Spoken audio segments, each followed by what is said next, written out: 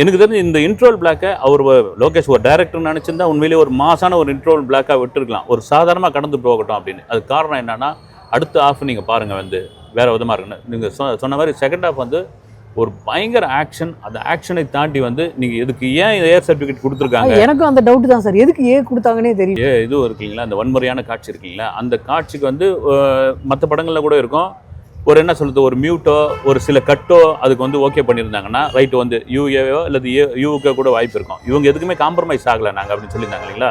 அதுதான் வந்து ஆனால் இருக்குது, ஒரு கொஞ்சம் வன்முறையாக தான் இருக்குது. ஆனால் அந்த நீங்கள் சொல்கிற மாதிரி அவ்வளோ வன்முறையாக அதில் தெரியல நமக்கு வந்து.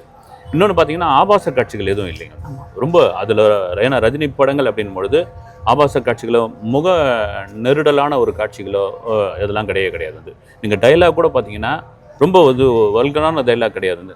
அப்படின்ற மாதிரி சில இடங்கள்ல மட்டும் ஒரே ஒரு இடத்துல தான் பயன்படுத்துறாங்க. ஆனால் டைலாக்ல வந்து எனக்கு ஆரம்பத்தில் சைமன் கடவுள் வந்து நின்று கொள்வார் அப்படின்வாங்க, ஆனால் குடி வந்து தினம் தினம் கொள்ளும் அப்படின்னு பயங்கரமான டைலாக் இது. அந்த ஏன் இவ்வளவு காலம் நான் குடிச்சிட்டு இருந்த நான் ஒருத்தன் ஏன் குடிக்கல அப்படின்ட்டு வந்து பல மேடைகளில் ரஜினி சொல்லியிருக்காரு. அது வந்து ஒரு திரைப்படத்தில் சொல்லும் பொழுது ஒரு வரவேற்கக்கூடிய விஷயமா இருக்கும். இன்னொரு 2-3 இடத்துல கூட டைலாக் பார்த்தேன். இந்த மாதிரி டைலாக் வந்து லோகேஷ் வந்து படம் முழுக்க சேர்த்து இருந்தாருன்னா வேற விதமாக இருந்திருக்கும்.